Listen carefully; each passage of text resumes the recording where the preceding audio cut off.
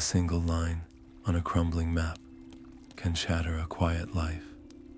Alara knew this truth as she stood at the edge of her village, gazing at the distant peaks of the silent mountains.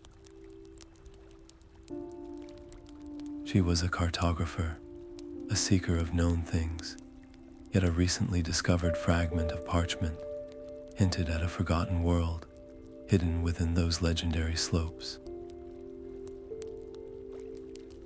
This was no simple journey. It meant leaving behind every comfort and predictable sunrise for a truth that could redefine history itself. By the end of this story, you will uncover what she found in those majestic, silent heights, a discovery that changed the meaning of legend forever. What force could make an entire civilization choose to vanish without a trace, and what waits for someone brave enough to seek them out?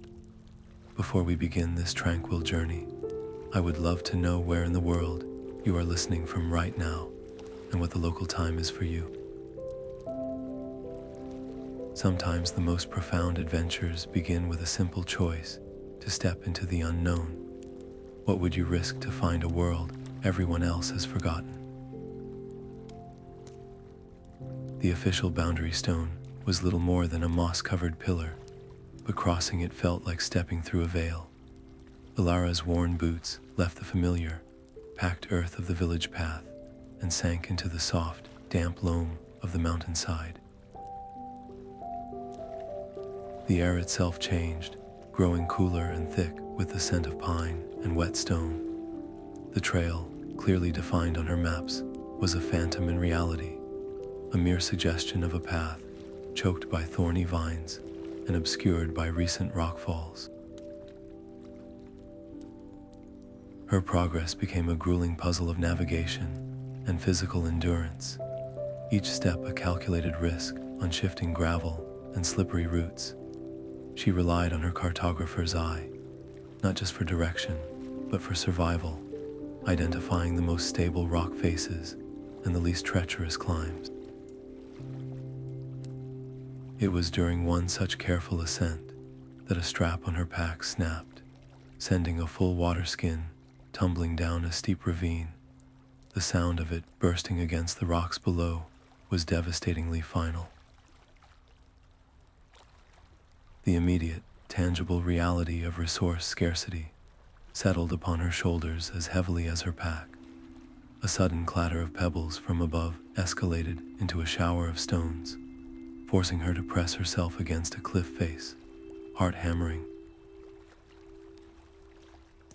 Then, as if summoned by her fear, a thick, disorienting fog rolled in, swallowing the path behind her and muting the world to a ghostly gray. Isolation became a physical presence. Standing there in the silent, featureless white, she faced a clear choice. The safe, logical decision was to retreat, to return to the village for a new water skin and better supplies. But turning back felt like a greater surrender than any physical hardship. Her stubborn determination, the very trait that had driven her to this precipice, now sealed her fate. She would press on. The true, colossal scale of the mountains was now dawning on her, a humbling realization that her academic preparations were a child's sketch compared to the raw, demanding truth of this place. Just as this sobering thought took hold, the fog began to thin, pulled apart by a high breeze, and as it lifted, the view it revealed stole her breath. There, embedded in the mountainside ahead, was a formation of rock that glimmered with a faint, internal light, a structure of pure, milky crystal that was not, and had never been, marked on any of her maps. It was a silent, impossible invitation, beckoning her deeper into the heart of the unknown. The crystalline formation was not merely rock, but a substance that seemed to breathe with a soft, internal luminescence. As Alara approached, a low hum resonated deep within her bones, a vibration more felt than heard. The surface was impossibly smooth, and upon it were etched lines of a delicate script that glowed with the same gentle light. They were runes, but unlike any language she had ever studied, their curves and angles suggesting a logic entirely alien to her. The air around the structure crackled with a silent, potent energy. Compelled by a force she could not name, she reached out, her fingertips brushing against the cool, glowing stone. The world dissolved in a silent flash. Suddenly, she was not on the mountainside, but standing in the center of a vast, sun-drenched plaza. Towering spires of the same milky crystal spiraled towards a brilliant sky, and the air was filled with the murmur of 1,000 voices and the scent of exotic blossoms. People in flowing, elegant robes moved with a serene purpose, their faces calm and knowing. It was a city, alive and vibrant, a heartbeat of civilization pulsing through the stone. Then, as swiftly as it came, the vision vanished, leaving her staggering back, the stark reality of the silent, lonely mountain crashing down upon her once more. Her heart raced, her mind reeling. Had it been real, or was it a phantom conjured by exhaustion, thin air, and desperate hope? The scholar in her wrestled with the witness. Logic demanded skepticism, pointing to her physical state as the source of the hallucination. Yet the memory was too vivid, too detailed. The feeling of the warm sun and the sound of the crowd etched into her senses with an impossible clarity. This internal conflict was a new kind of wilderness to navigate, more disorienting than any fog. Resolve hardened within her. Real or not, the runes were tangible. She would not let this moment be lost to doubt. With a trembling hand, she opened her journal and began to sketch, her stylus moving with meticulous care as she replicated every curve and line of the glowing script. This act of documentation was an anchor, a way to tether the miraculous to the mundane. It was no longer just about finding a forgotten world, but about understanding the people who had left this message behind. A personal, almost urgent need to comprehend their story began to bloom inside her, a connection that felt deeply and strangely personal. Just as she finished the final symbol, the low hum of the crystal shifted in pitch, dropping to a menacing, guttural thrum. The change was abrupt and unmistakable. The hair on her arms stood on end. She was not alone. From the deep shadows between the larger monoliths, something stirred, a presence that watched her with a quiet, calculating intensity. Every instinct screamed at Alara to run.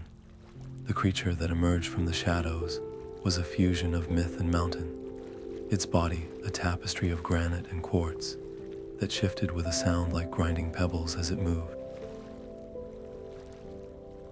Its form was that of a powerful lynx, but sculpted from the very essence of the peaks, and its eyes held the same soft, internal luminescence as the crystal runes. They were not the feral eyes of a predator, but pools of ancient, intelligent light, observing her with a calm, unnerving focus. The legends of the silent mountains were no longer stories etched on parchment. They were standing before her, breathing. Her heart was a frantic drum against her ribs, a primal rhythm urging flight. Yet the creature made no aggressive move. It simply stood, its head tilted, as if waiting. This was not a monster from a fable. It was a native, a part of this forgotten world, and her sudden presence was the intrusion. The conflict within her was paralyzing. To flee was to surrender all understanding, to confirm herself as just another frightened outsider. To stay was to gamble her safety on a hope she could not define. Slowly, deliberately, she shifted her weight, moving not away but into a less threatening posture. She kept her gaze soft, her movements fluid, as she carefully slipped a hand into her pack. Her fingers closed around a piece of dried apple, the last of her sweet provisions. This was more than a peace offering, it was a question. Could two beings from different worlds find a common language? Holding her breath, she extended her open palm, the fruit resting in its center. The stone lynx blinked its luminous eyes, then padded forward with a silent, graceful gait that belied its heavy form. It sniffed the air above her hand, its stone whiskers twitching. For a long, suspended moment, nothing happened. Then, with a delicate movement that was almost tender, it took the fruit from her palm. There was no chewing, no consumption. The dried apple simply seemed to dissolve into a faint, golden light that was absorbed into the creature's stone form. A low, purring vibration emanated from its chest, a sound that resonated not in the air, but in the ground beneath Alara's feet. The purr was one of clear, unmistakable satisfaction. Then the creature turned. It looked back at her over its shoulder, its luminous eyes locking with hers once more before it flicked its tail in a deliberate, beckoning motion. It then began to pad away, not back into the shadows, but toward the narrow, dark entrance of a nearby canyon, a passage she would have never noticed on her own. The canyon was a corridor of whispers. Alara, trusting the creature she now thought of as Lorak, stepped into the narrow passage and gasped as her own sharp intake of breath sighed back at her from the walls. The stones themselves were listening, capturing every scuff of her boot and softly returning it a moment later. It was a beautiful, terrifying phenomenon. To make noise here was to create a chain reaction of sound that could spiral into a deafening chorus, announcing her presence to anything listening in the surrounding cliffs. Her progress became a meditation in motion. She watched Lorak, how the creature's stone paws met the ground with a fluid, rolling grace that produced not even a rustle. She began to mimic its movements, placing her feet with deliberate care, shifting her weight slowly and evenly. It was a complete surrender of her own hurried, human gait in favor of a new, silent language taught by the mountain itself. This was no simple trail. It was a natural puzzle where a single dislodged pebble could trigger an echoing cascade, or worse, a shower of rocks from the unstable walls that pressed in on either side. The stakes felt intensely personal and immediate, the claustrophobic squeeze of the canyon amplifying every potential mistake into a catastrophe. Each successful, quiet step was a small victory, a silent conversation with the path. After what felt like an age of this painstaking travel, the canyon walls abruptly fell away. The path of echoes deposited them into a sight that made her earlier visions seem like faded sketches. She stood at the edge of a vast, hidden valley, bathed in a soft, perpetual twilight. Above, a shimmering veil of energy, like captured auroras, glowed where a sky should be, casting an ethereal light over a sprawling city of crystal and vine-choked stone. This was no mere ruin. It was the heart of the forgotten world, sleeping under an enchanted dome. The Valley of Whispers was a city dreaming under stone. Alara moved through its outskirts, her footsteps hushed on pathways swept clean by centuries of wind. The buildings were not constructed but grown, their walls a fusion of living rock and crystal that spiraled into elegant, open arches. There were no doors, only inviting thresholds, and the streets were so meticulously preserved, they seemed waiting for a market day that never arrived. It was this eerie order that felt most unsettling, a perfection untouched by time or decay. Then she saw the artifacts of a life interrupted. A ceramic bowl, its glaze still shimmering, sat on a low wall as if its owner had just stepped away. A little further on, a small, carved toy animal lay on the cobbles, a child's forgotten treasure. These simple objects struck her with a force more profound than any grand monument. They made the vanished people heartbreakingly real, transforming them from a historical concept into individuals with meals to eat and children to comfort. A deep, profound silence pressed down on the valley, a physical weight of absence. It was broken only by the wind, which channeled through the crystalline structures, sometimes coalescing into a sound that was almost, but not quite, like faint, whispering voices. The sound played on her nerves, a constant reminder of her profound solitude in a place built for thousands. She stood at a crossroads of silent streets, each leading deeper into the slumbering city. The choice of where to go first felt immense. Her cartographer's mind sought the most logical starting point, the place most likely to hold answers. Her gaze settled on a central structure, larger than the others, its facade marked by towering columns that resembled a great hall of learning or governance. She decided to prioritize the search for historical records, for the story the people themselves wanted to tell. This was no longer just an exploration. It was a rescue mission for a lost legacy. The sheer scale of the cultural loss became a crushing responsibility, and her quest transformed from one of discovery into one of sacred remembrance. As she stepped across the threshold of the great hall, the floor beneath her feet, a single vast slab of polished obsidian, began to glow.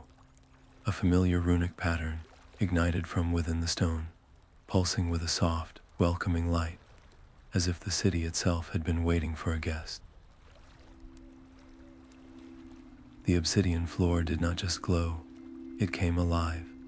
A constellation of light points erupted from its polished surface, swirling upward to form a three-dimensional star chart that filled the cavernous hall.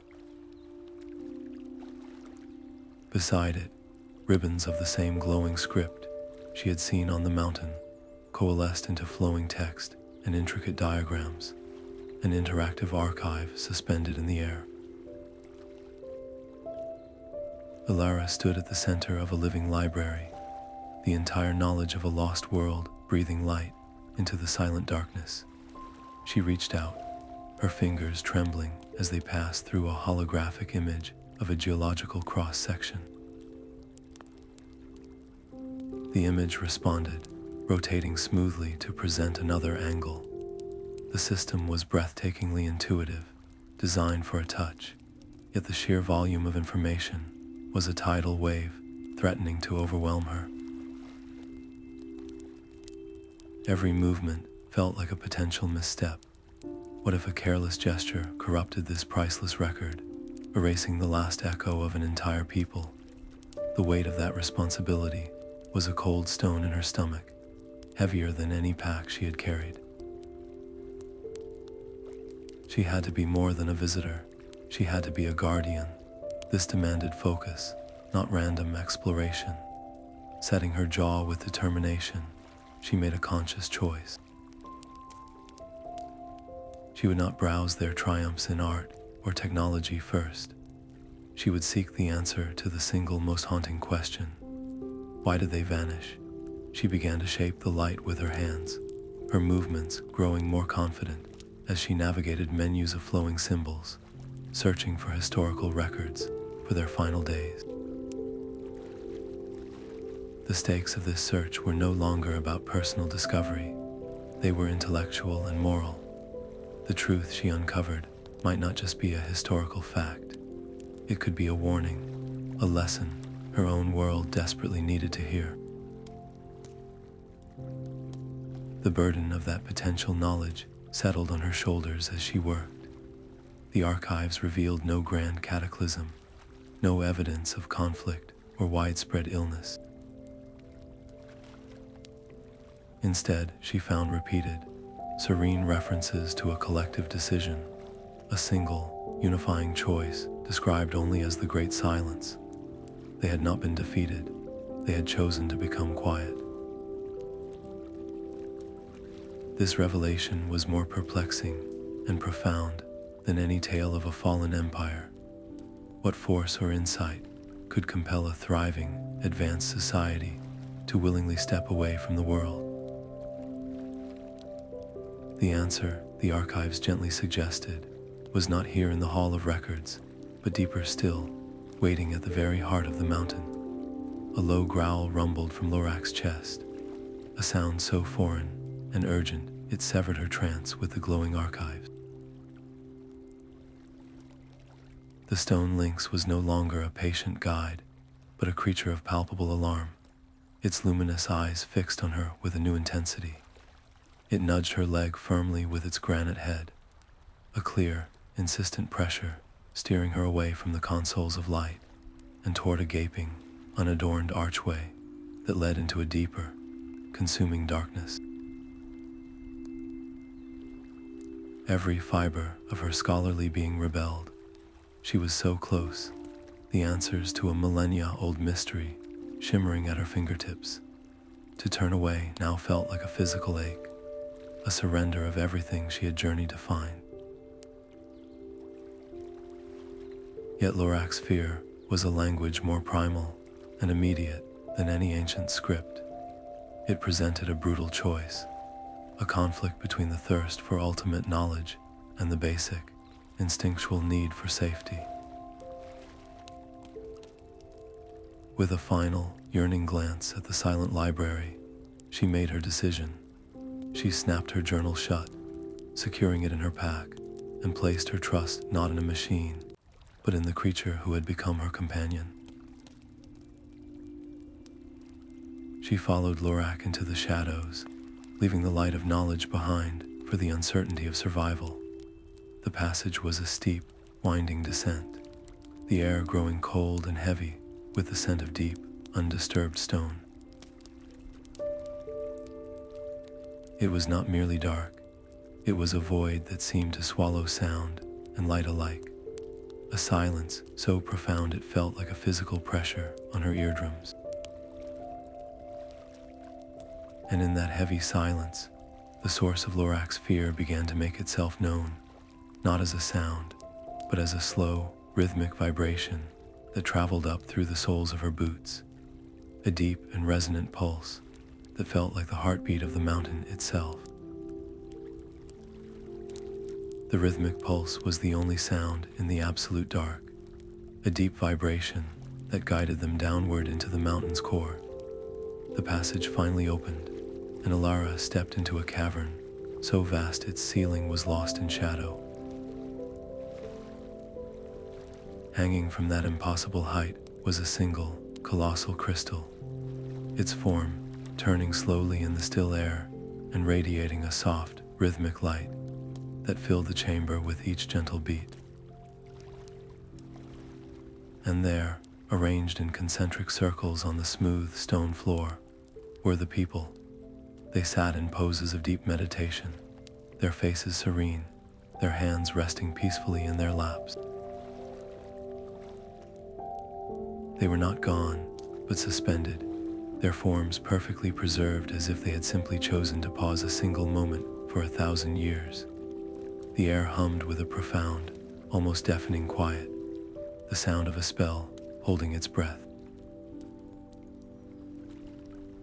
This was not a tomb, it was a sanctuary. The Great Silence was not an end, but an act of preservation, a final, collective ritual to escape a fate they had seen coming. A desperate, beautiful magic had frozen them here, safe within the heart of their world. Ilara's driving need to understand the mechanics of such a spell, to identify the cataclysm they feared, warred instantly with a humbling wave of reverence. To touch anything, to disrupt this sacred stillness, felt like the deepest kind of violation. She was not a plunderer of tombs, but a guest in a silent temple. This single, conscious choice to observe and not interfere defined her journey more than any map she had ever drawn. The stakes were no longer about historical discovery, but about spiritual responsibility. A single misstep could desecrate this sacred space or unravel the delicate enchantment that had protected them for millennia. As her eyes adjusted to the pulsating light, her gaze was drawn inexorably to the very center of the great circle. There, positioned directly beneath the apex of the hanging crystal, was a single, empty seat. It was identical to all the others, yet its solitude was a silent shout in the crowded stillness. It did not look abandoned, but patient, as if it had been waiting, through all the long centuries, for someone to arrive. The empty seat was a question carved from stone. Drawn forward, as if by an invisible thread, Ilara approached the vacant space at the heart of the slumbering circle. Her eyes fell upon a small, intricately inscribed plaque set into its base. She did not need to understand the runes to feel their meaning, but her time with the archives had taught her enough. This was the keeper's seat. A cold, thrilling understanding washed over her. Her journey, the discovered map fragment, the guiding runes, even Lorak's timely appearance, none of it had been chance. She had been invited, guided by the lingering will of this place, or the subtle magic woven into the mountains themselves, to fulfill a role left vacant for centuries. The conflict that erupted within her was a silent storm. To accept this duty meant surrendering her old life, her home, every plan she had ever made, for a responsibility of cosmic scale, guarding the silence of an entire civilization. The simple desire to return to her world with her journals and her incredible story warred with the profound call to become part of a far greater one. It was no longer about what she could take, but what she might have to give. Her hand trembled as she reached out, her fingers gently tracing the cool, smooth stone of the seat. This was not a decision to be made lightly, but it was a connection that demanded to be felt. Slowly, she sat. She did not speak any words of activation or make any grand gesture. She simply settled into the space, closing her eyes, trying to listen with her entire being. The moment her weight settled upon the stone, the great crystal above pulsed with a sudden, soft intensity, its light washing over the chamber in a warm, golden wave. A deep, grinding sound echoed through the cavern as a section of the far wall, previously seamless, began to shift, revealing a dark, narrow doorway that had been hidden for 1,000 years. The doorway led not into another chamber of stone, but into a living heart of light. Ilara stepped into a vast, subterranean garden where the air itself shimmered with gentle energy. Instead of soil and leaves, the space was filled with plants sculpted from crystal and pure, shimmering light, each one a unique and delicate structure, glowing with soft hues of blue, green, and gold. A quiet understanding settled over her. These were not plants, They were memories. Each luminous form was a living record, an echo of one of the sleepers in the great hall. The emotional weight of the silent city outside was nothing compared to the vibrant, breathing sorrow of this place.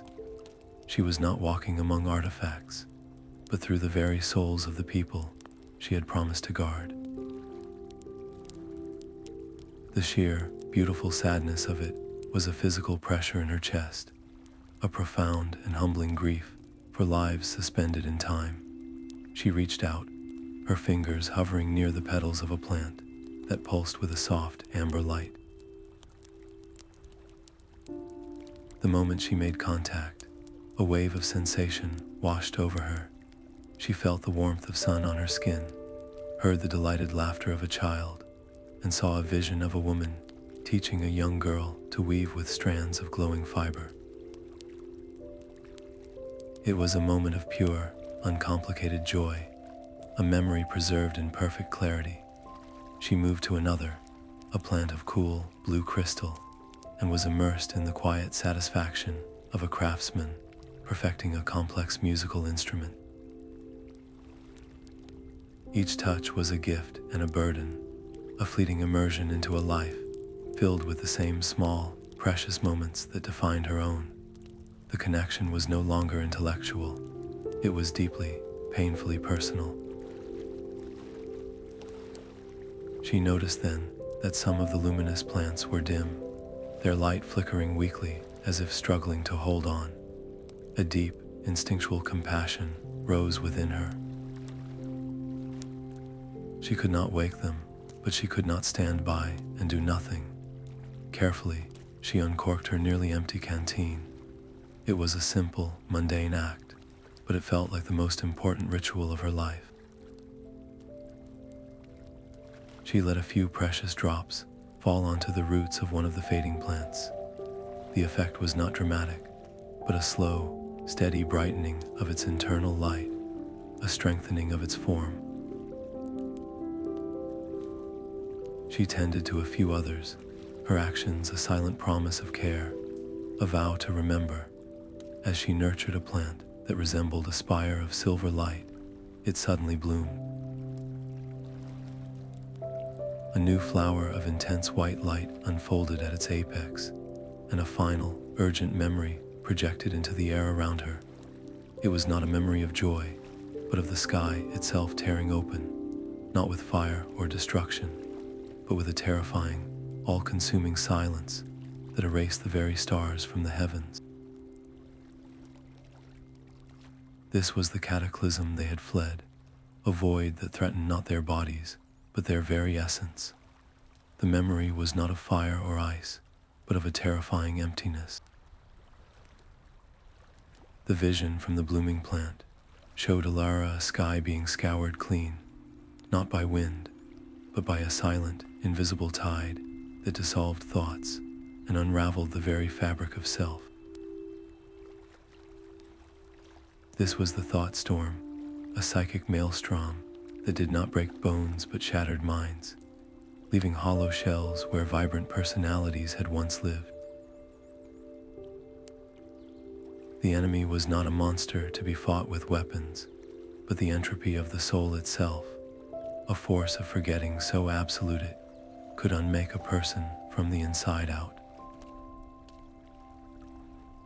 The philosophical horror of this threat settled deep within her, a cold dread more profound than any fear of a physical beast. Could such a storm still rage beyond the mountain's shield? The very act of wondering felt dangerous, as if the thought itself might attract that ancient, hungry silence. Her purpose solidified in an instant, crystallized by this new understanding.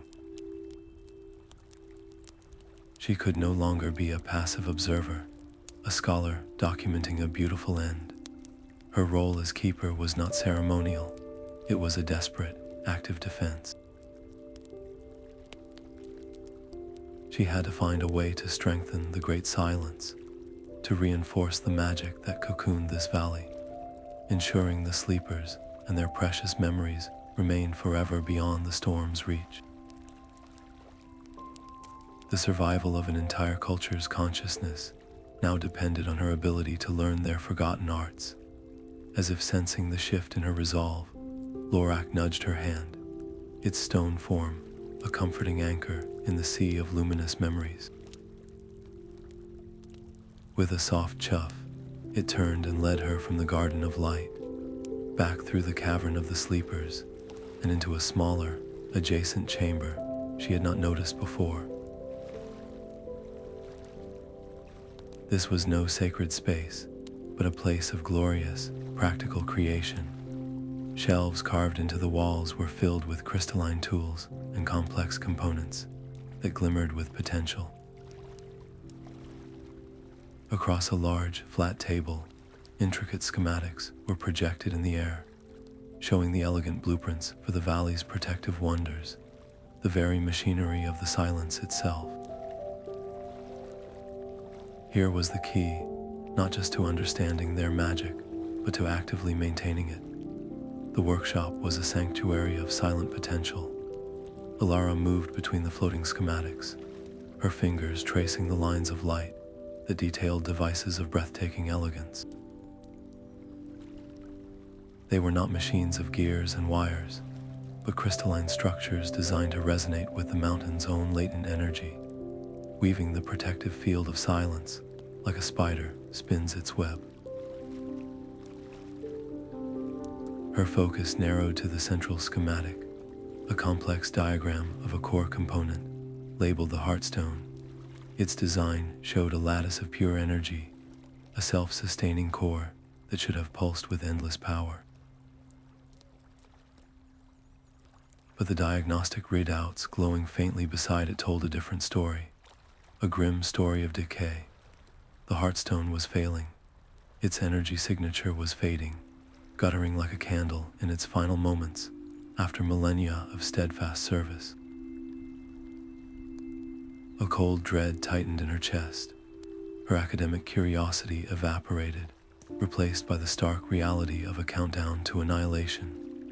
If the Heartstone failed completely, the great silence would shatter, and the thought storm would find the sleepers, erasing every last memory held in the Garden of Light. She was a cartographer, a scholar of earth and ink, not a mage. How could she possibly repair a magic she did not understand with skills that were purely mundane? The tools around her were alien, their purposes a mystery. To attempt to repair was a colossal risk, a gamble with the souls of an entire civilization. But to do nothing was to guarantee their end. Her decision was a quiet, desperate click in her mind. She would try. She would use what she knew, not magic, but mechanics. She understood resonance, how a vibration in one stone could travel through another. She understood geology, how crystals grew, and how their structures could hold energy. This would have to be enough. She gathered tools from the shelves, selecting a set of crystalline probes and a focusing lens. Her eyes then fell upon a small, unused crystal in a recessed alcove, its interior shimmering with a calm, steady light. It was a potential replacement core. Slipping it into her pack, she turned to the schematic one last time. A glowing conduit of energy was visible on the diagram, a path leading from the workshop up through the mountain's interior, directly to the summit. The Heartstone was not here. It was at the very top, the antenna for the entire protective field. Taking a steadying breath, she stepped out of the workshop and into the dark passage, beginning her ascent toward the source of the fading light. The ascent was a vertical crawl through darkness. A narrow, sheer shaft led upward, its walls slick with mineral seepage and lined with ancient, worn handholds carved by a forgotten hand.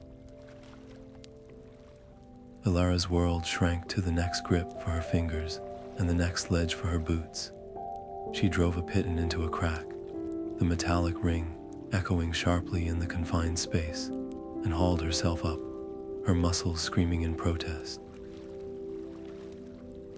Gravity became a personal enemy, a constant, dragging weight that sought to peel her from the rock face. One misjudged reach sent a shower of loose stone cascading into the void below, the sound of their fall, a chilling reminder of the abyss, waiting for a single mistake. Her breath came in ragged gasps, each one a conscious effort in the thin air. Beside her, Lorak moved with an impossible, fluid grace, the creature's stone claws finding perfect purchase where she saw only smooth rock, its luminous eyes a steady beacon in the oppressive dark. More than once, a strong, granite head pressed firmly against her back, steadying her as her boot slipped on a damp outcrop. This was no longer a journey of discovery, but a brutal test of endurance against the mountain itself. Halfway up, she reached a narrow, crumbling ledge that offered no way forward with her pack. She stared at the worn leather, feeling the weight of everything inside, her meticulously drawn maps, her journals filled with observations, the entire recorded story of her journey. They were her identity, the proof she had been here. To leave them behind felt like abandoning a part of her own soul. But the lives in the cavern below, the fragile garden of memories, they weighed infinitely more. With a resolve that felt like tearing her own skin, she unbuckled the straps and let the pack slide from her shoulders, watching it vanish into the darkness below. It was the final, irrevocable step, the moment she ceased to be a visitor and became the guardian the mountain needed. The rest of the climb was a blur of pain and pure will. With her body lightened but her spirit heavy with purpose, she pushed upward until her hand finally found not more rock, but open air. With a final, desperate heave, she and Lorak pulled themselves over the edge and into the summit chamber. They collapsed onto a floor of smooth, cool stone, lying under a sky veiled by the same shimmering energy that covered the valley. In the chamber's center, atop a simple stone pedestal, the heartstone pulsed with a sickly, faltering light, its brilliant core now dim and cracked, its rhythm erratic and weak. Her hands worked with a desperate precision, the crystalline probes feeling alien and clumsy in her grip. She carefully cleared the fractured energy channels within the heartstone, her movements guided by the memory of the workshop schematics, rather than any true understanding. She fused the new core crystal into the lattice, her breath held tight in her chest. For a moment, nothing happened. Then, the sickly pulse of the stone steadied, its light firming from a flicker to a constant, if dim, glow. It was stable, but it was not enough. The protective field needed to be reborn, not merely sustained, and for that it required a power source she could not manufacture with tools. She stared at the stone, the full weight of her inadequacy crashing down. She was a cartographer, not a mage. Her knowledge was of maps and mountains, not magic. She had reached the absolute limit of her skills, and it had brought her to a failure more profound than any dead end on a trail. The only tool she had left was herself. With a final, steadying breath, she placed her bare hands upon the cool, smooth surface of the heartstone. She did not know any spells or incantations. Instead, she closed her eyes and poured every ounce of her intention into the stone. She focused on the memory of the child's toy, lying on the cobblestones, on the warmth of the memory from the garden of light, on the profound, beautiful sorrow of the silent sleepers. She offered her own will, her compassion, her fierce desire to protect this fragile world, using the raw force of her empathy as a catalyst. It was a terrifying gamble. She was funneling the very essence of her consciousness, her own self, into a device designed to channel immense power. The risk was not just failure, but the permanent loss of her mind, the unraveling of her identity into the cold mechanics of the stone. As her will flowed into the Heartstone, the world around her did not fade to black. It dissolved into a searing, brilliant whiteness, a light so absolute it held no shape or shadow. And in that overwhelming radiance, she felt the careful structure of her own thoughts, her memories, her very sense of self, begin to gently and irrevocably come apart. Her own voice was the first thing she heard in that endless white, whispering all her secret fears. A vision bloomed of her village, her friends and family going about their lives, their memories of her slowly fading until it was as if she had never existed at all. Another scene unfolded of the protective dome over the valley, shattering like glass, the thought storm pouring in to wipe the sleepers clean, their luminous garden of memories extinguished forever because of her failure. These were not external monsters. They were the deepest, most corrosive parts of her own mind given form, a psychic echo of the very void she was fighting. To fight them with anger or resistance was to feed them, to make them stronger. She understood then that the true trial was not about defeating her doubts, but about disarming them. She stopped trying to push the visions away. She turned toward the whispering voice of her own fear and simply listened. She acknowledged the truth in it, that she could fail, that she might be forgotten, that the responsibility was immense. But she did not let that truth define her. Instead, she reached for the core of her own identity, the part of her that had always been a seeker. She affirmed her purpose not as a powerful mage, but as a cartographer, a keeper of stories. Her worth was not in her flawless success, but in her stubborn will to try, to care, to protect. She accepted the fear as a part of her journey, not an obstacle to it. In that moment of profound acceptance, the searing chaos of light did not vanish, but it changed.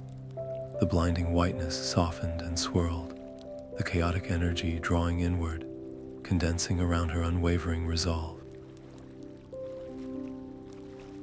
It coalesced into a single, stable point of brilliant, humming power at the very center of the Heartstone. The storm within her was quieted, and in the newfound silence, her consciousness was gently, firmly returned to her body. She found herself still kneeling before the pedestal, her hands pressed to the stone, which now pulsed with a strong, steady, and deeply resonant light. The light within the Heartstone was no longer a mechanical pulse, but a living, breathing rhythm that matched the steady beat of her own heart. A wave of profound, silent energy washed outward from the summit, flowing down the mountain's flanks like a gentle tide. Far below, in the Valley of Whispers, the crystal spires and structures began to glow with a renewed, vibrant intensity, their light no longer faint and ghostly, but rich and full. The shimmering dome above the valley thickened, its colors deepening into a tapestry of protective, woven auroras. The great silence was no longer a fragile spell clinging to existence. It was a renewed vow, a covenant of peace strengthened by her choice. The awe of that moment eclipsed any thought of leaving. Ilara remained at the Heartstone, her hand resting lightly upon its warm surface, watching the mountain awaken. The conflict to save this world was over, but the quiet, endless work of stewardship had just begun. Her vigil started not with a grand ceremony, but with this simple, watchful presence. As the last ripples of light settled into a soft, perpetual glow, Lorak padded softly to her side. The stone lynx laid its heavy, granite head in her lap with a deep, purring sigh, its luminous eyes half closed in contentment. It was a gesture of pure trust, a silent acknowledgement that the guardian had truly arrived and that they would watch over the sleeping world together for all the days to come. That first night, the silence was not empty, but alive. Alara sat beside the now steady Heartstone, her hand resting on Lorak's solid back, and simply listened. She was not listening for sound, but for something deeper, a vibration that hummed through the stone floor and into her bones.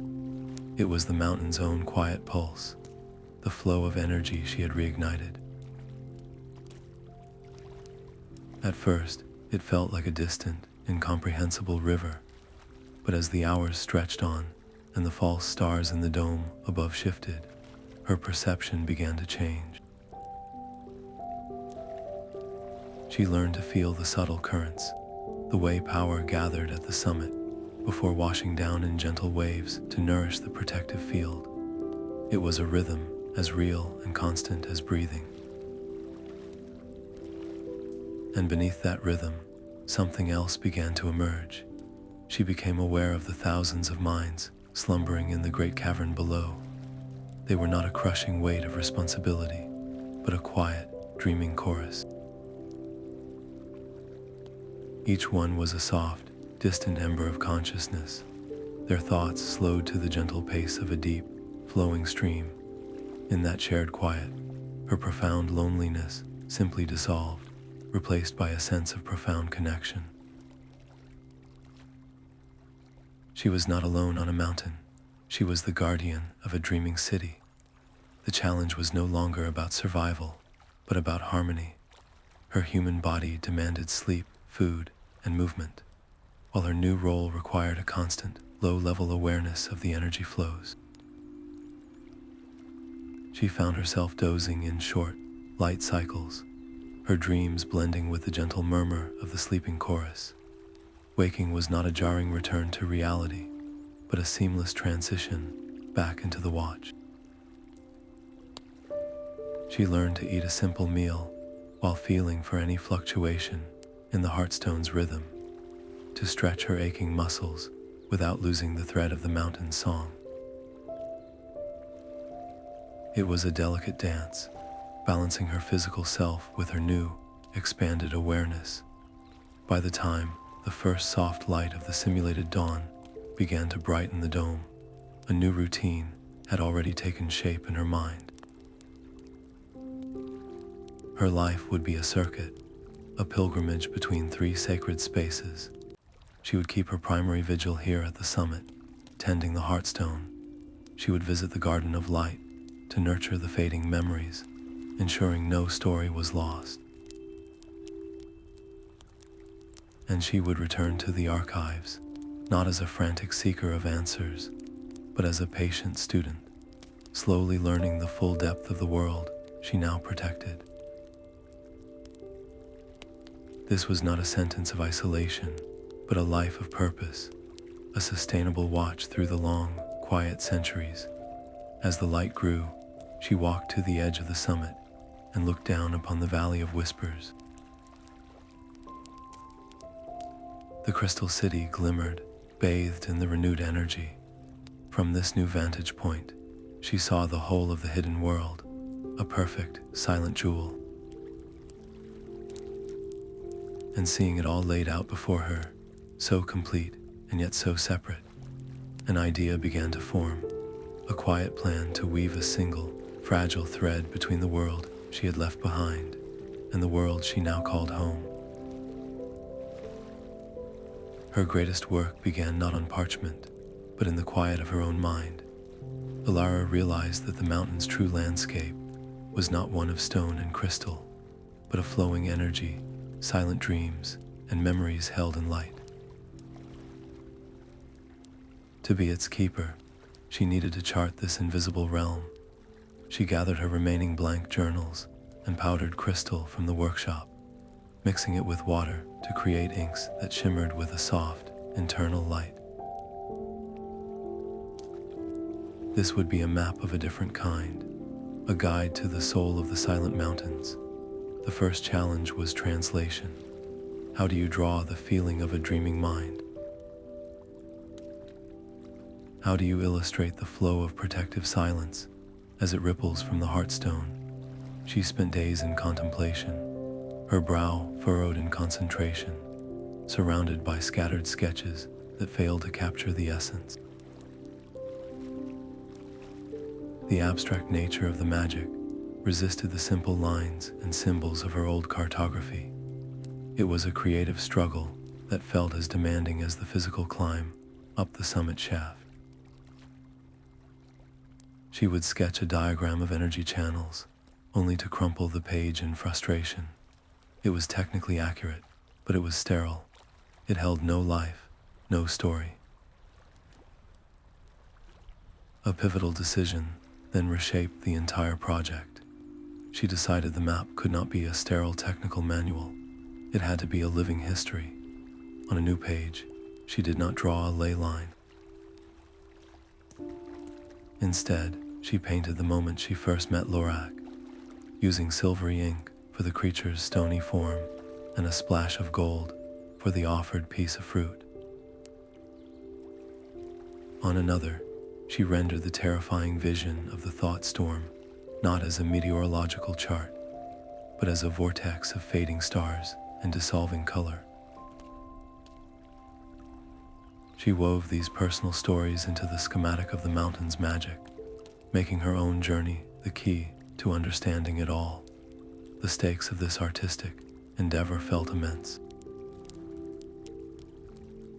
This map was her legacy, the sole record that could teach a future visitor, or even a future keeper, how to maintain the great silence. Its accuracy meant the difference between the legend being preserved and it being lost forever to misinterpretation.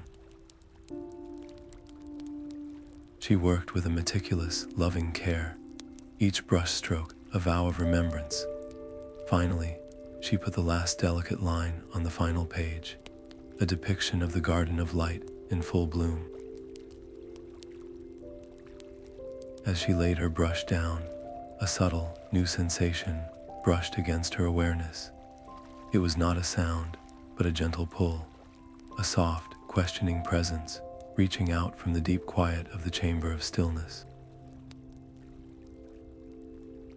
One of the dreaming minds was stirring, not to wake, but to gently inquire. The pull was a soft chime in the silence of her mind.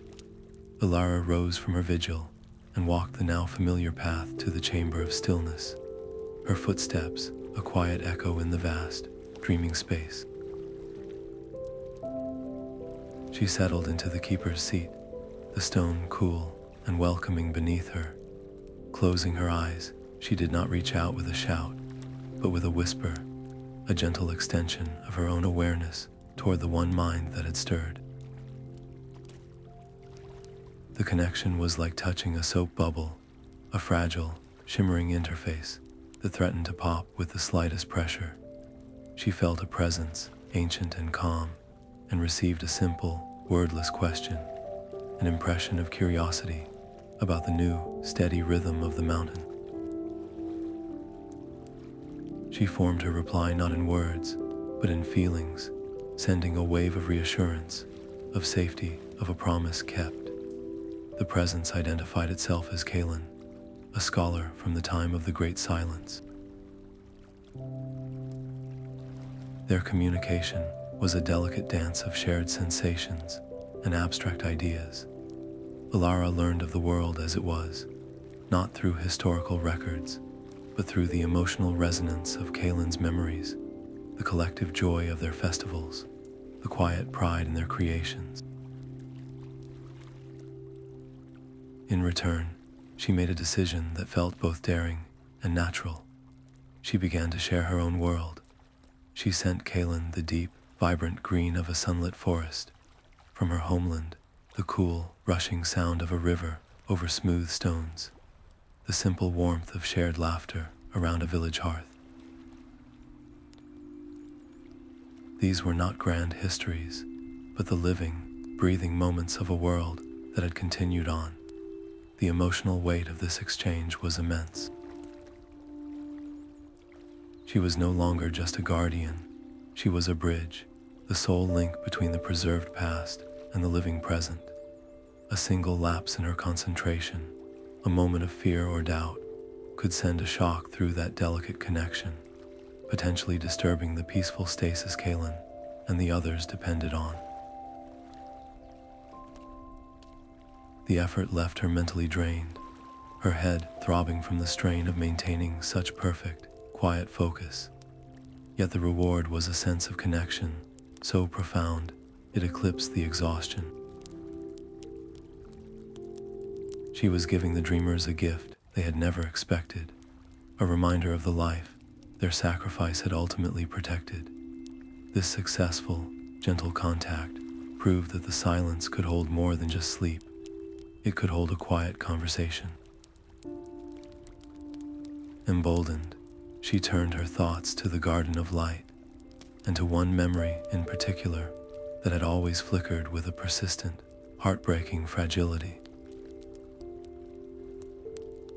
The memory plant in question was a heartbreaking sight, a spire of silver light that should have been radiant, but instead flickered like a dying star.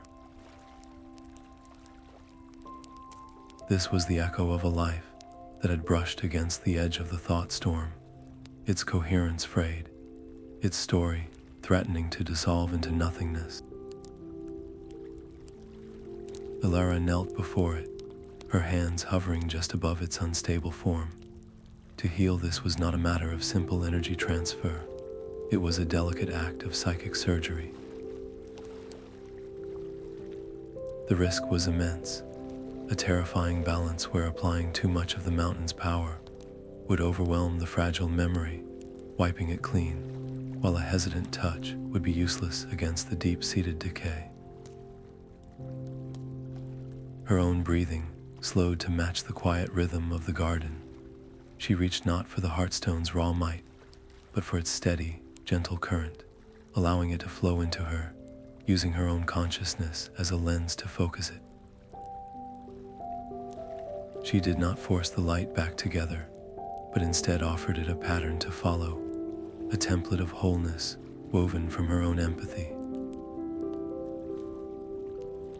She poured her understanding of loss, her reverence for their sacrifice, and her fierce hope for their future into the process, making it a silent, collaborative act between her will and the sleeper's own latent identity, still fighting for coherence deep within. This was the ultimate test of her control, a finer and more demanding skill than any climb or puzzle. For a long, suspended moment, the fractured light resisted, its flickers growing more frantic. Then, as if finding a long-lost path, the silver strands began to weave themselves back together. The tears and the memory's fabric stitching closed under her guided intention. The spire of light steadied, its flicker calming into a strong, healthy, and constant glow. A wave of emotion, pure and profound, washed over her from the dreaming chorus, a silent surge of gratitude that was felt by every slumbering mind in the cavern. It was not just one memory saved, it was a promise made real. If one could be healed, then perhaps in time, others could be as well.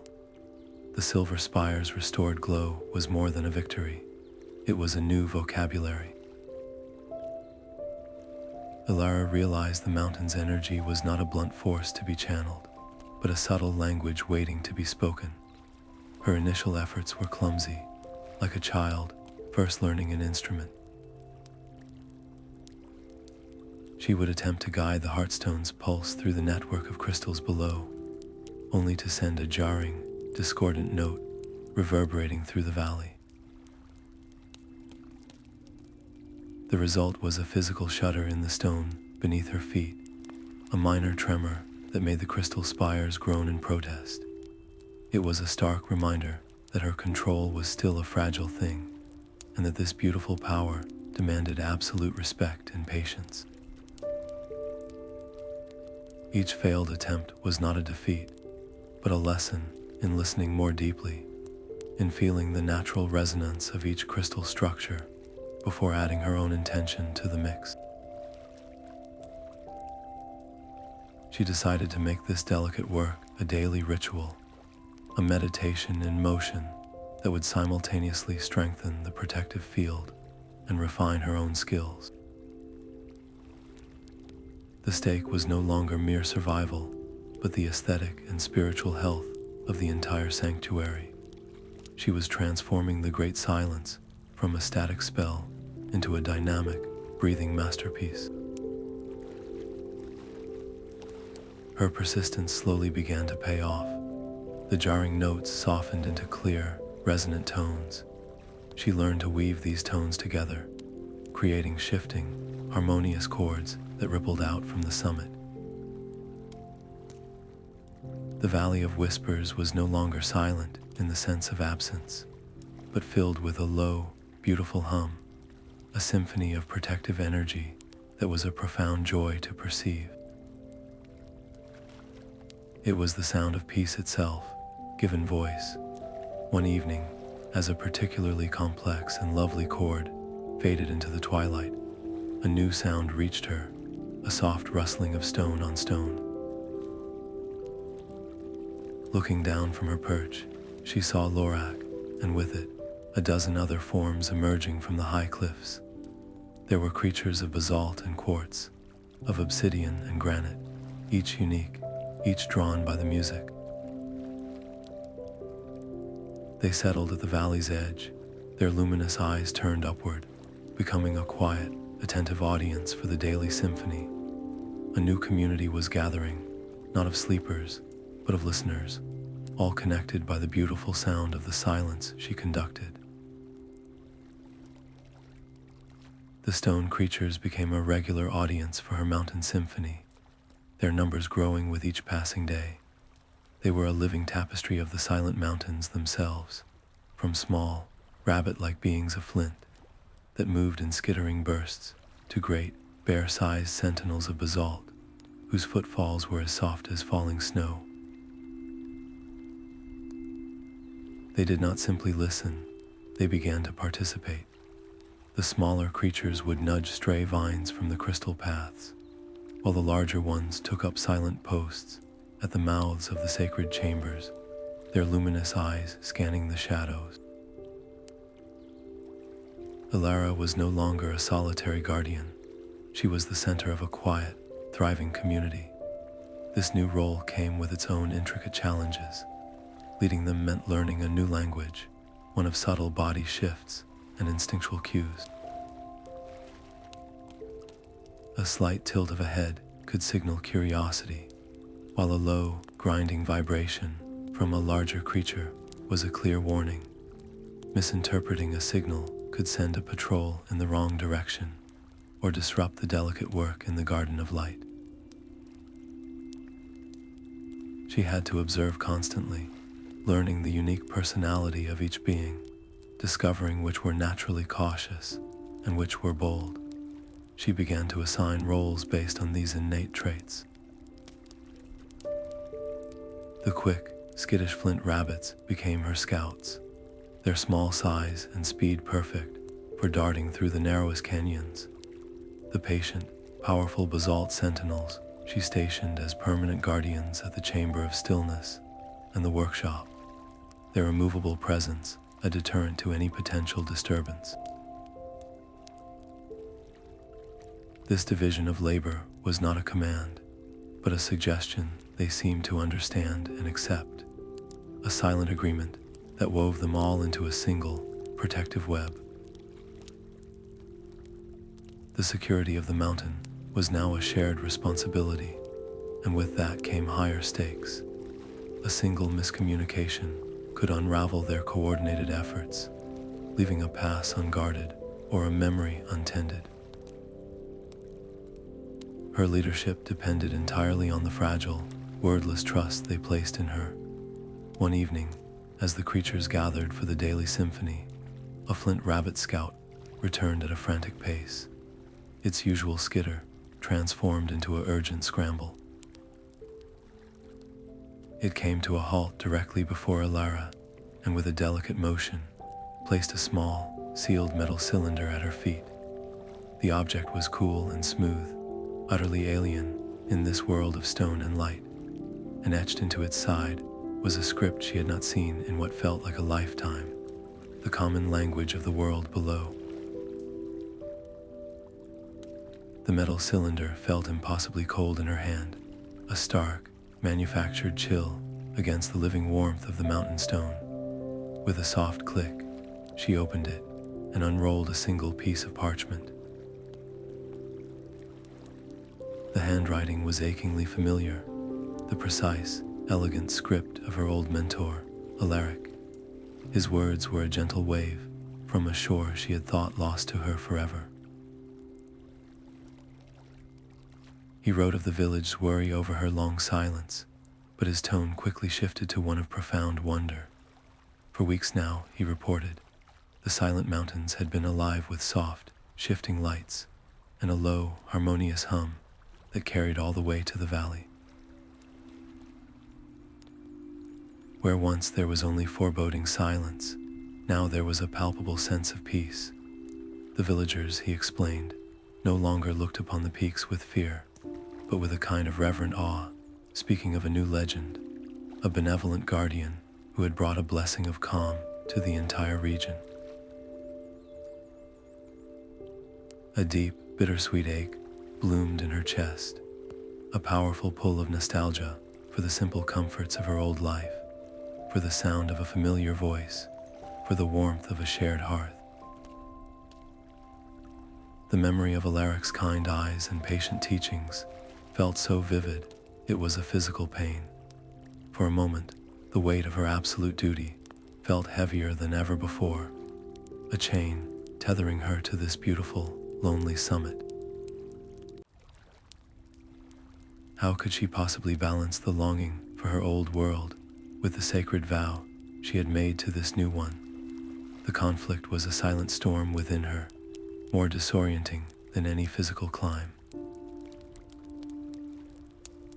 But as her gaze fell upon the gathered stone creatures and then to the steady, pulsing light of the Heartstone, her path became clear. She could not return, but she did not have to remain completely silent.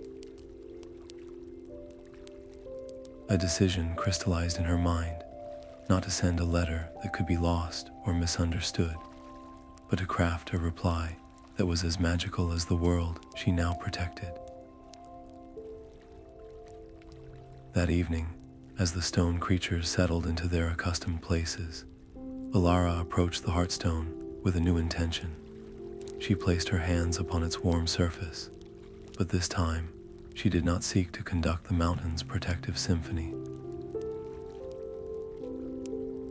Instead, she focused all her will on a single, personal note. In her mind, she formed the shape of Alaric's name, not as letters, but as a feeling, a complex chord woven from gratitude for his guidance, reassurance of her safety, and a profound sense of peace. She poured this emotional signature into the Heartstone, letting it flow into the evening's music. As the harmonious hum began to ripple outward, a new, distinct motif wove through it, a gentle, repeating melody that felt like a direct and personal answer carried on the wind toward the distant village. The stake of this act was terrifyingly high. She was deliberately sending a signal, a thread of connection to the outside world. If handled with anything less than perfect subtlety, it could attract the wrong kind of attention, shattering the sanctity of the mountain's secret. But as she finished, and the unique melody faded into the broader symphony, she felt no disturbance in the protective field, only a quiet completion. Lorak leaned against her leg, its deep purr a vibration of approval. This single, wordless communication had opened a door she had thought forever closed. She saw now that her role as keeper did not have to mean total isolation. Perhaps she could serve as a gentle bridge, not only guarding the sleepers within, but quietly weaving a lasting peace between the ancient magic of the mountain and the living world thriving in its shadow. Her weekly ritual became a delicate act of diplomacy woven from light.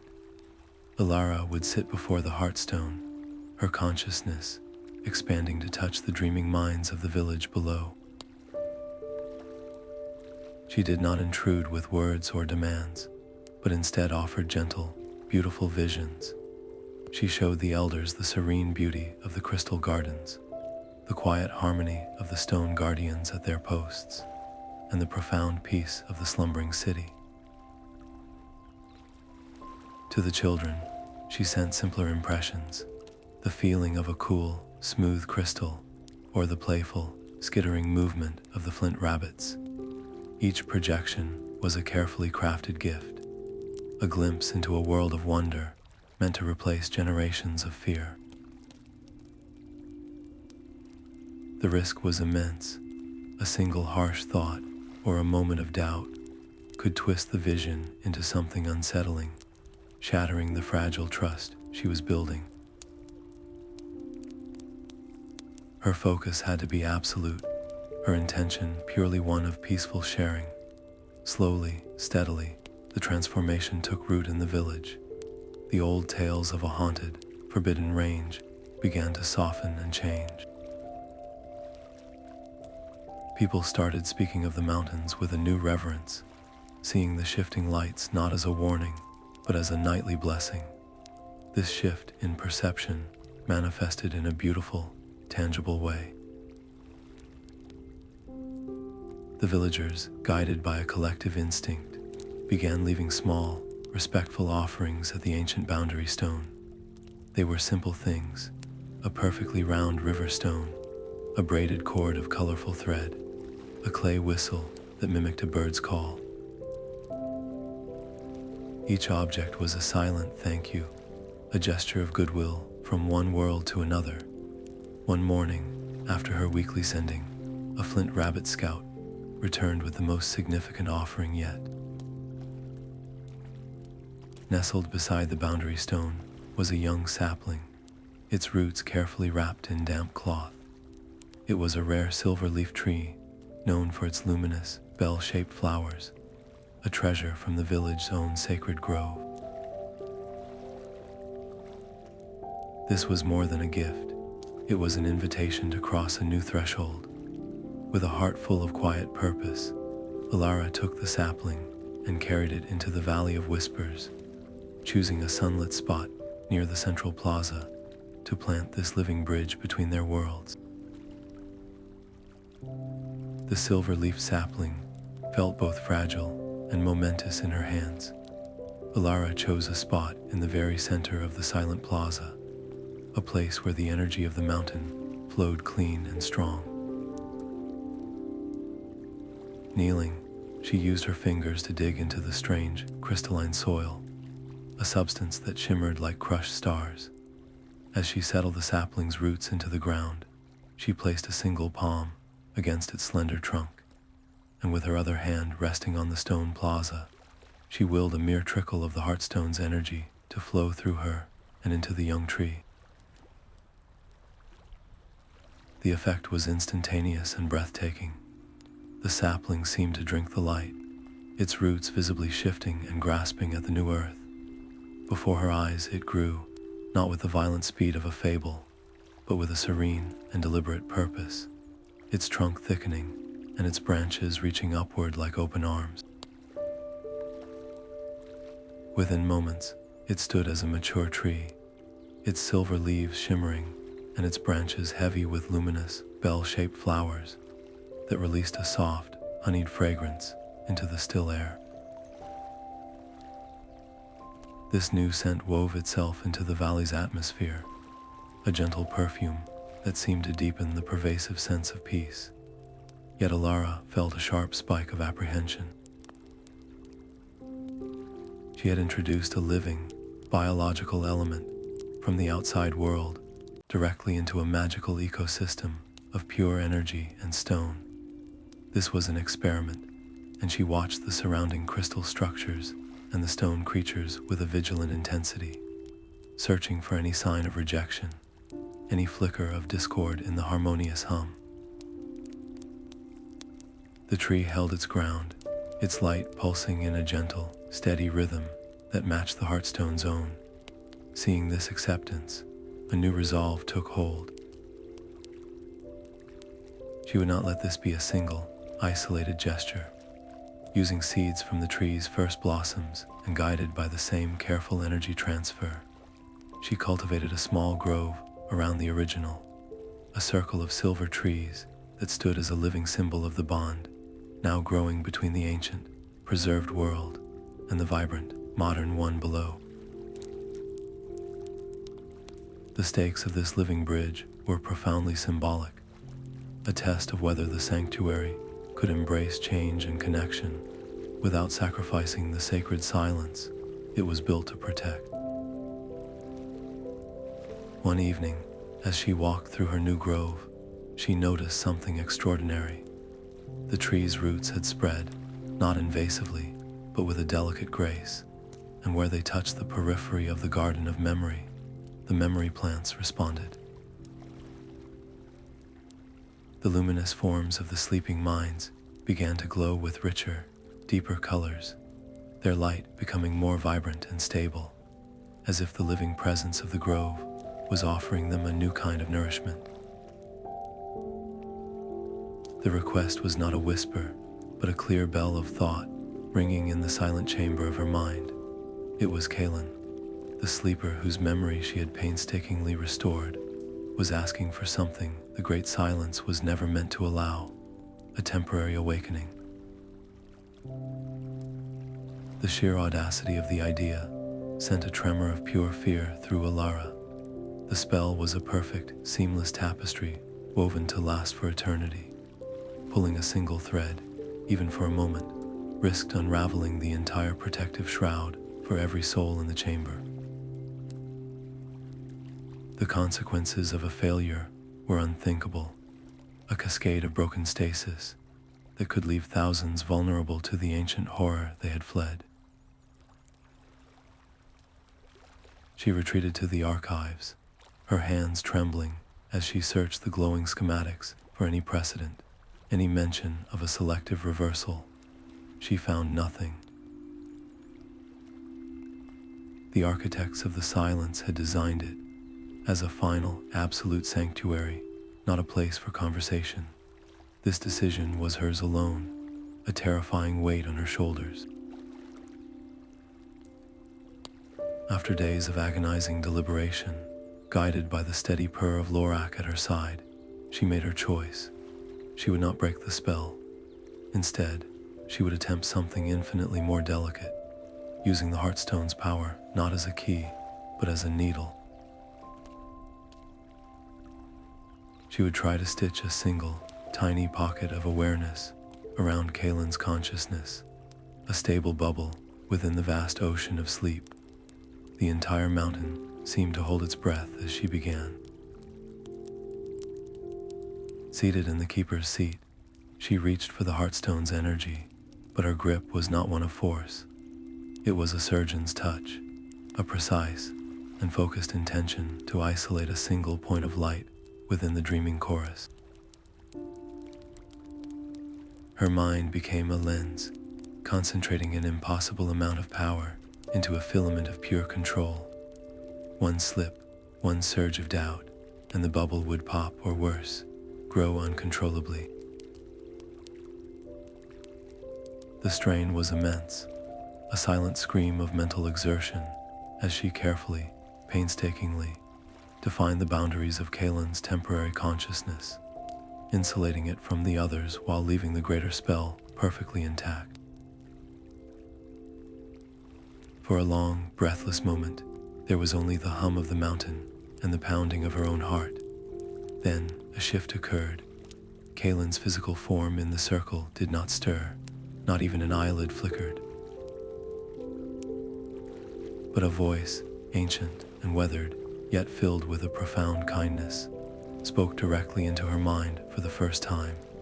He did not speak of cataclysms or magic, His first thought, after 1,000 years of silence, was a simple, heartfelt thank you. Their conversation was a river of shared time, flowing through the quiet of her mind. For a few precious hours, Alara and Kalen spoke not in words, but in the pure language of thought and memory. He showed her the vibrant markets of his city, the scent of spiced bread, and the sound of crystal chimes carried on a warm breeze. She shared with him the world that had grown in their absence, the rise of new villages, the rediscovery of forgotten arts, and the simple, enduring warmth of family life he had not known for a millennium. The exchange was a profound gift for both of them, providing her with the living history she had sought and granting him the deep, soul-level peace of knowing their great sacrifice had ultimately protected a world that continued to thrive. Yet this connection came at a great cost. Maintaining the delicate psychic link was a monumental effort of will for Alara, a constant fight against mental exhaustion that left her physically trembling. For Kalen, the strain of holding a single point of awareness in the vast ocean of sleep was even more taxing, and they were both acutely aware that their time was short, that his consciousness would soon need to surrender back to the dream to preserve its stability. As she felt his presence begin to gently fade, Alara made a promise that stretched beyond the horizon of her own life. She vowed to continue her sacred work as keeper, and to one day, perhaps generations from now, find a way to fully awaken his people when the world was truly ready and the ancient threat was no more. This was no longer just a duty, it was a covenant with the future, a long-term goal that gave profound meaning to her endless vigil. As Kalen's consciousness receded like a tide, he left her with one final gift, a single, clear thought containing the knowledge of how to access the deepest and most protected memory in the entire archive, a secret he had safeguarded even from his own people. Kalen's parting gift was a key, not of metal, but of pure thought. Guided by the intricate mental pattern he had left her, Alara returned to the archives. Her hand passed through the main console of light, and a section of the wall that had appeared utterly seamless rippled and dissolved, revealing a small, hidden alcove. Inside, resting on a pedestal of obsidian, was a single, perfect sphere of crystal. This was the founder's memory, the first and most protected record of them all. As her fingers closed around its cool, smooth surface, the chamber vanished, and she was no longer an observer of history, but a participant in its creation. She stood beside a figure of immense presence, the founder, as he gazed upon his thriving city from this very summit, his heart full of pride and a profound, sorrowful love. The vision was not of the final ritual, but of its conception. The thought storm was not an immediate threat, but a slow tide on a distant horizon, a cyclical event their most advanced seers had detected in the fabric of the cosmos itself. The Great Silence was not a desperate, final act, but a carefully planned hibernation, a long, deep rest designed to last through the storm's passing.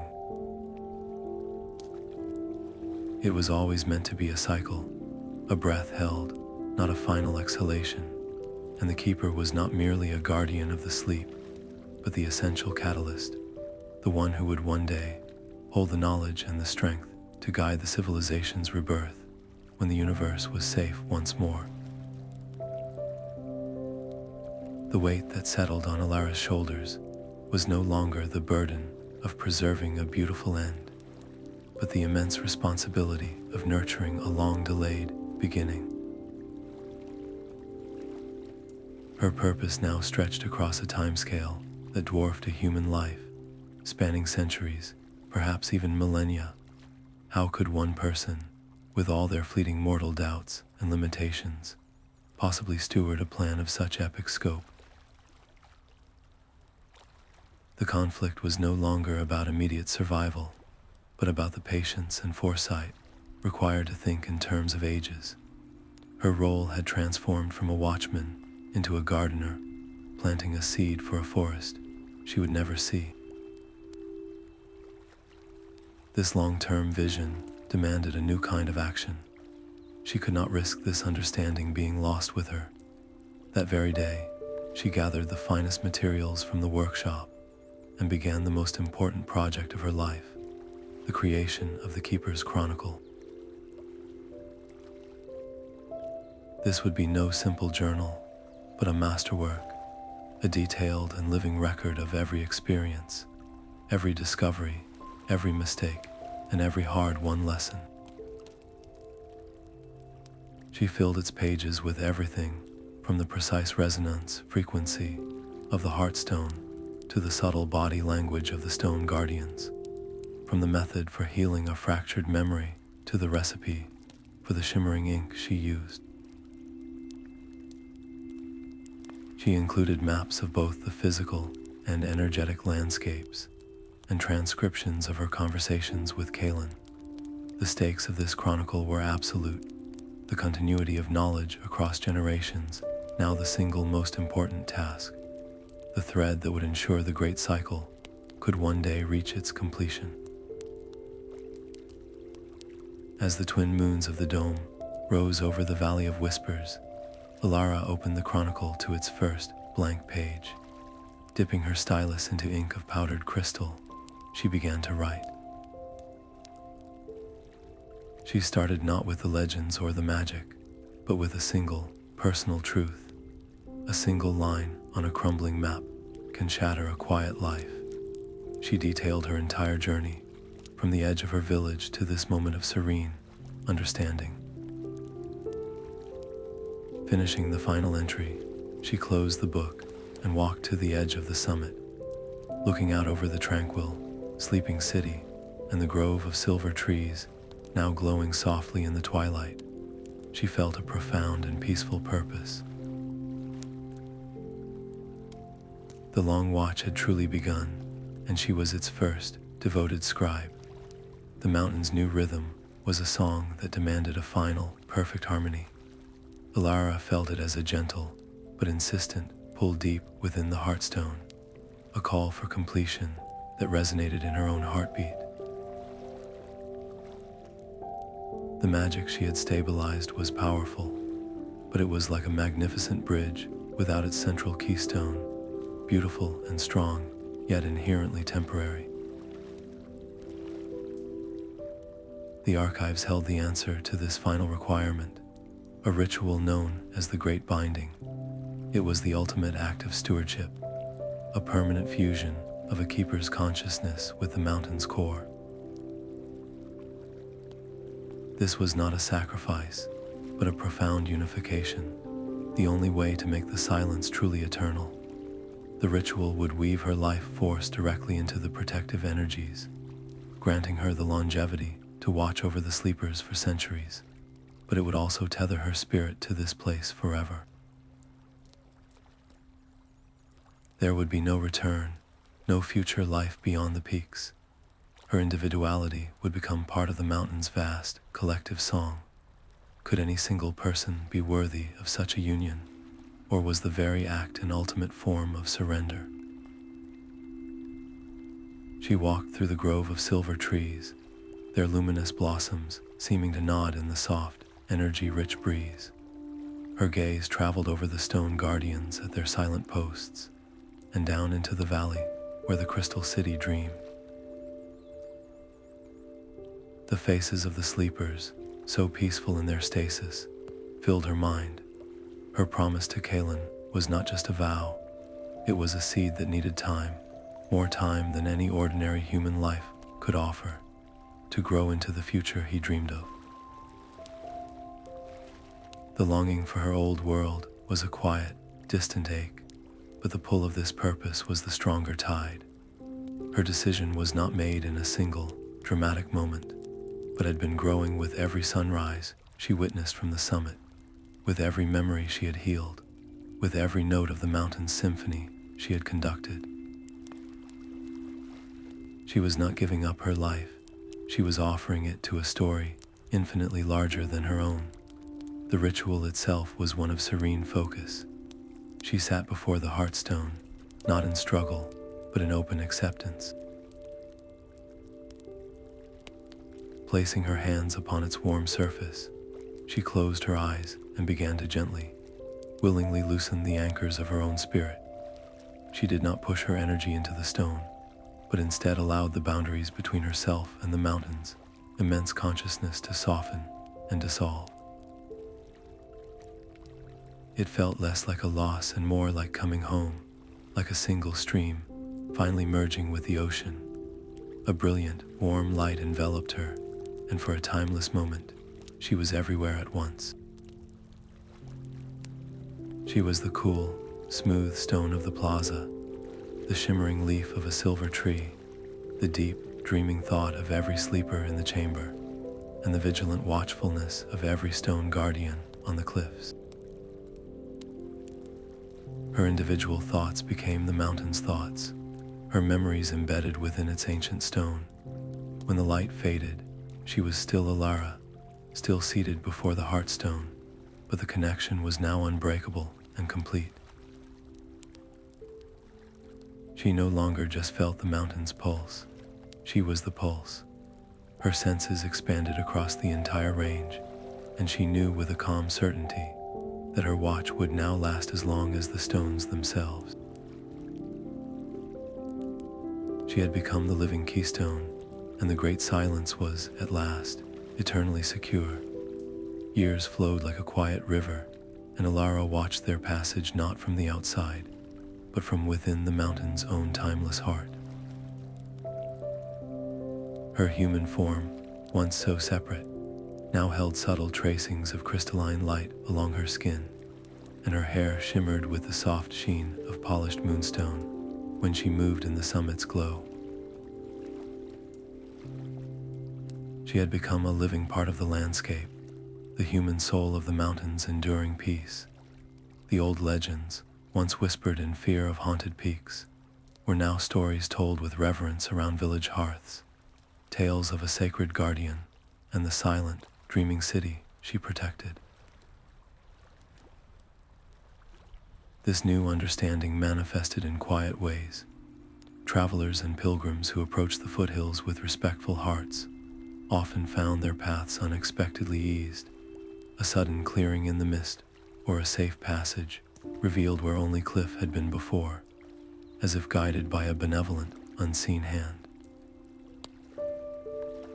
The original, tattered map fragment that began it all, along with the masterwork of the Keeper's Chronicle, became sacred artifacts themselves, carefully preserved and passed down through generations of seekers. They were not instructions for conquest, but invitations to understanding, ensuring that the tranquil journey through forgotten worlds would never truly end. And high above it all, the symphony of silence played on, a timeless melody woven from stone, light, and dream, guarding the precious past while holding a gentle, unwavering promise for a future rebirth.